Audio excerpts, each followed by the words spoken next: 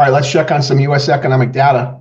Before we do, subscribe to the channel if you haven't, please. Like the video, click the bell for notifications when I post new videos. Tell your friends and family. Help me build this channel out.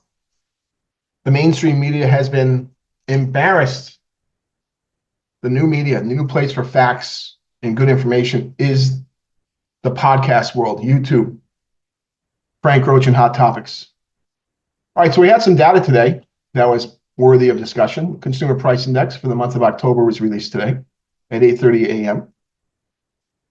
On a month-over-month basis for October, CPI, Consumer Price Index, up 0.2%, as expected, same as the prior month.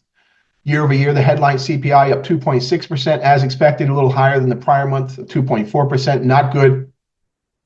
The core CPI, excluding food and energy, get a look at the underlying rate of inflation without those volatile series, up 0.3% on the month, up 3.3% year over year, not good.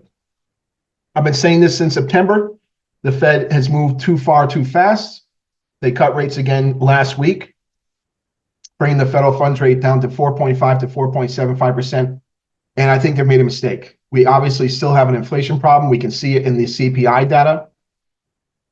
When you look at the table A at bls.gov, you can see the obvious negatives and the obvious positives.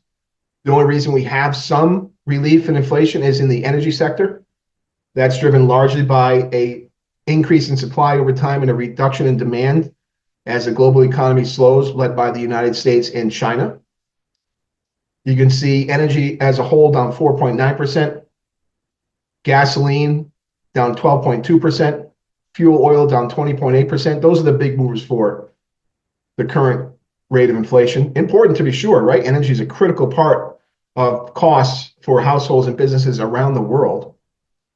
So that's good news. I just filled up the car yesterday here in the Stamford, Connecticut area, $3 a gallon. Nice. No thanks to the Biden administration, mind you. Meanwhile, on the other side, we have electricity up 4.5%, shelter up 4.9%, transportation services up 8.2%, medical care services up 3.8%. So we still have some inflationary troubles out there. And that's just a brief look at the data. The Fed, in their statement last week on Thursday, indicated that they are prepared to be on hold for a little while, that they've achieved their balance they're trying to achieve. Remember now, the Fed's dual mandate is stable prices and full employment. We don't have stable prices yet. Remember, the target is 2% on a medium-term basis. And we are at full employment, unemployment, NAIRU, the non-accelerating inflation rate of unemployment. We're there. Unemployment 4.1%. Just got data a short time ago.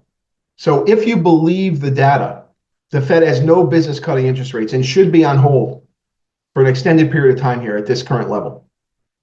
Otherwise, the Fed doesn't believe the data, believes what I have talked about many times on this podcast and others talk about regularly, in that the Biden-Harris administration has manipulated data, headline non-farm payroll growth, the unemployment rate, initial jobless claims. So something is askew here. Or it could be simply that the Fed knows something we don't. And when I think of the possibilities there, the concerns there, I think of the banking system. I think of the repo market. I think of the SOFR rate, the secured overnight financing rate, SOFR, and the concern about liquidity for the banking system, needing daily funding to fund their fixed income, commodities, currencies, and equity divisions on a daily basis. The repo market, or the overnight repo market, is a market where banks can fund themselves on a short-term basis to finance their ongoing daily operations. It's a very short-term funding system, very often overnight. It's a collateral-based system where banks can borrow money in exchange for collateral, and that collateral is the U.S. Treasury, bonds, bills, or notes. And so we've had some real pressures building with upward pressure on the SOFR rate and repo rates generally, indicating there's a lack of liquidity as banks hoard Treasury securities. So borrowers again use Treasuries or other debt securities as collateral, agreeing to repurchase those securities at some point in the future at some predetermined price, again, overnight, few days, weeks.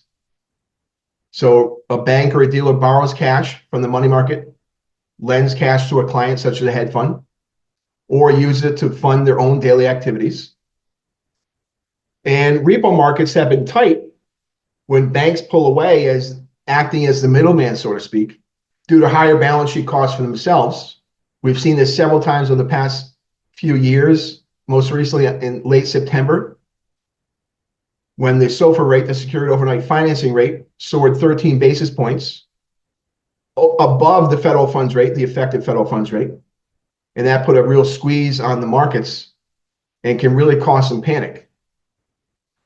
Now, banks today aren't our banks from 50 years ago or 40 years ago or even 30 years ago. They have tremendous exposure to financial markets, financial assets, largely on leverage. And so we want to pay close attention to this, and maybe this is what the Fed has in mind.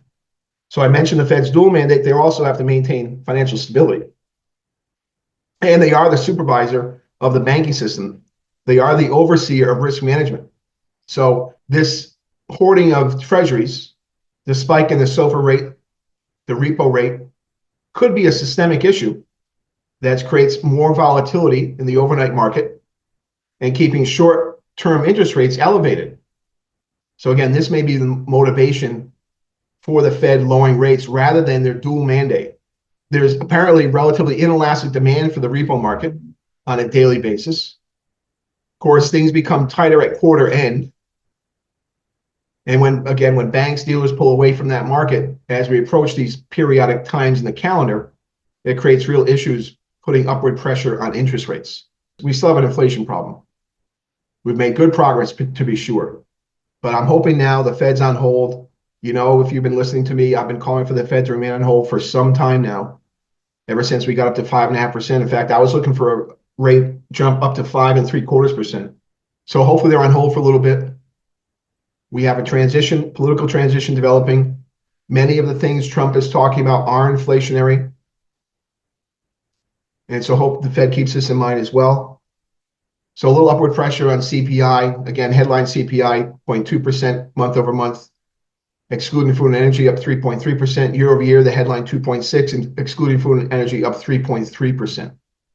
Let's keep an eye on those things for tight market conditions. We keep in mind other administered rates that the Fed controls. We have the federal funds rate, of course, interest on reserve balances, and the discount rate. And so we have a variety of levers now moving around that kind of mitigate use of the Fed funds market, but still all those interest rates are tied together in terms of direction, but magnitudes are changing. Moreover, if you look at the fixed income market, you look at the US yield curve, the bond vigilantes are not buying that inflation is taken care of, nor is Bitcoin, nor is gold. And so when I think about what the Fed must be thinking, I'm beginning to think more and more about the health of the banking system and the underlying risk implicit in the balance sheets of banks. All right, that's all I have for you right now. Always try to buy American.